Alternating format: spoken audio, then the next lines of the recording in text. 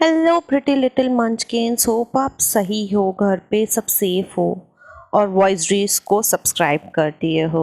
और नहीं किया है तो प्लीज़ सब्सक्राइब करो एंड बेल आइकन को प्रेस करो फॉर मोर स्टोरीज। सो आज मैं आपको एक सच्ची कहानी बताने वाली हूँ, लेकिन वॉइस रील्स के ट्विस्ट के साथ थोड़ा सा उसको फिक्शनल कर देते हैं। लाइक ये स्टोरी रेवरी आइलैंड में है वैसे। सो सब तैयार? चलो लेट्स गो। सो आज हम लैंड किए एक बड़ी छोटी सी टाउन में, रेवरी आइलैंड के। वहाँ पर एक घर था जिसमें एक सर्जन रहता था, एक हाउसवाइफ थी और उनके दो बच्चे थे, जिसमें से बड़ी उनकी बेटी थी और बेटा छोटा था। बेटी 11 साल की थी। 11 साल की उम्र में वो एक बड़े ही खतरनाक डिजीज से इंट्रोड्यूस हो जाती है, that is known to be meningitis. ये बहुत खतरनाक होता है एक बच्चे के लिए, तो खासकर इतना दर्दनाक होता है ये डिजीज़ की मतलब वो आधा उसको ऐसे ही दर्द से मार देता है बच्चे को। वो 11 साल की लड़की थी, सर्जन की बेटी थी ऑल्दो, बट डॉक्टर को थोड़ा टाइम लगा वो डायग्नोज करने में। तो वो डिजीज़ उसके ब्रेन तक पहुंच गया। ब्रेन तक पहुंचा तो उसको रोज़ सर दर्द होता था। वो इमोशनली थोड़ा ब्रेक डाउन होती थी, रोज़ सर दर्द झेल झेल के। मोरोवर एजुकेशन पे भी उसके असर पड़ने लगा एंड उसकी आधी आईसाइट चली गई। मतलब उसको सब दिखता था थोड़ा थोड़ा, लेकिन जैसे लोग स्विमिंग करके जब निकलते हैं तो उनको जैसे ब्लर सा दिखता है ना, और बुक पढ़ने को बोला तो कैसे पढ़ने को नहीं होता है, वैसे उसको दिखता था। नॉर्मल लाइफ में उसको इतना ब्लर हो गया, उसका विजन इतना हेजी हो गया। लेकिन उसने कभी हिम्मत नहीं हारी लड़की ने। वो अपने माँ बाप के लिए सोचती थी। उस स्मॉल टाउन में उसके लिए कोई सुविधा नहीं थी उस समय। तो उसके माँ बाप ने उसको पढ़ाया। उन्होंने एक नॉर्मल स्कूल में पढ़ाया। स्कूल में प्रिंसिपल ने भी माँ बाप को बेइज्जत किया कि हम अंधी लड़की को आधा आंखें लेके आ जाती है स्कूल में, हम ऐसी लड़की को नहीं रखेंगे। लेकिन पेरेंट्स ने कभी उसके हार नहीं मानी। तो लड़की ने भी कभी हार नहीं मानी, कभी लड़की वो रोई नहीं। उस लड़की की आंखों में कभी आंसू नहीं आए कि उसको आंखों की दिक्कत हो गई, कभी नहीं। उस बात को लेके तो कभी उसकी आंखों में आंसू आए ही नहीं वो लड़की के।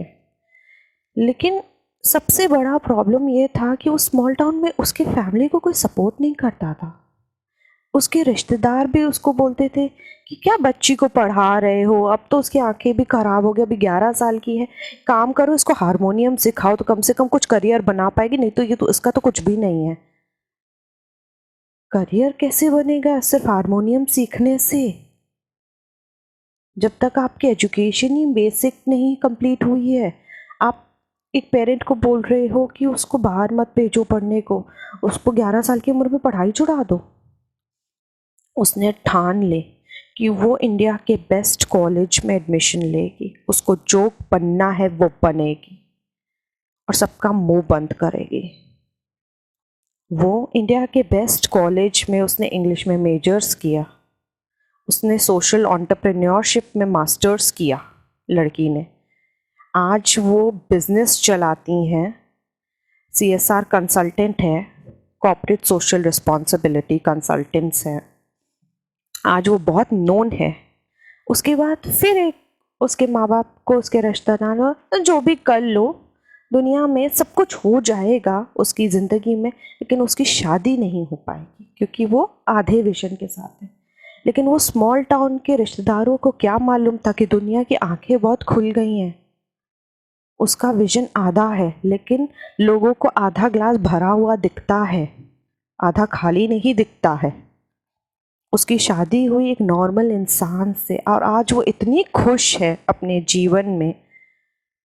मतलब एक बिजनेस ओन करना, साथ में CSR कंसल्टेंट एक कंपनी में है वो, एंड मोर ओवर उनके हस्बैंड बहुत सपोर्टिव हैं।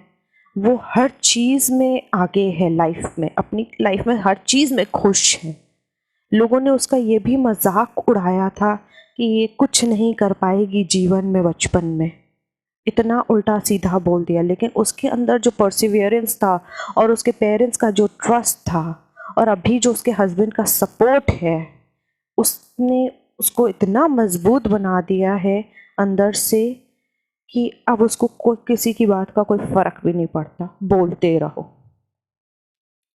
तो जो कहते हैं कि परसिवियरेंस, अगर आपका टारगेट सही है तो कभी हिम्मत मत हारो।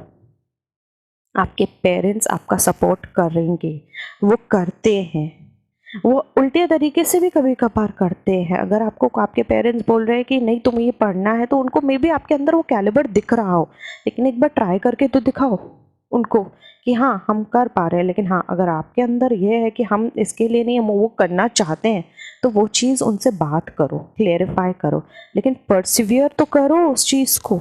एक गोल तो अच्छा रखो, टारगेट अगर अच्छा हो आपके जीवन का कि आप कुछ बन के दिखाओगे, लाइफ में खुश हो जाओगे, सबसे ज़्यादा खुशी पाना चाहते हो, तो सीधे रास्ते से करो।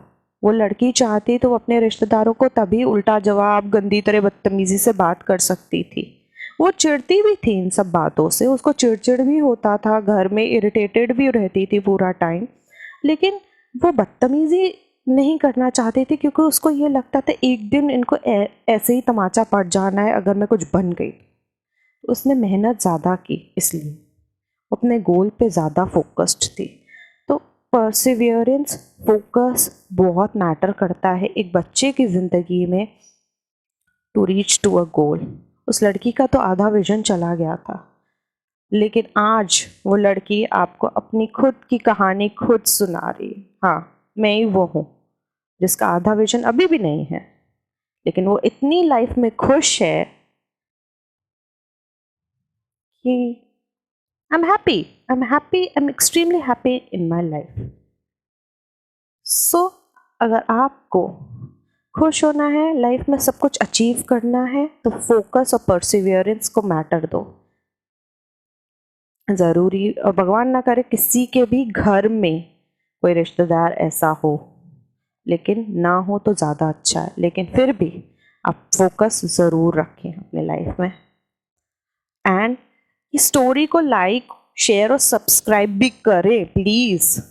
लाइफ में ये भी बहुत इंपॉर्टेंट है, नहीं तो बाकी स्टोरीज कैसे मैं बताऊंगी आपको। आज तो मैंने चलो अपनी कहानी आपसे बता दी, अब तो सब्सक्राइब करो। Love you all, bye.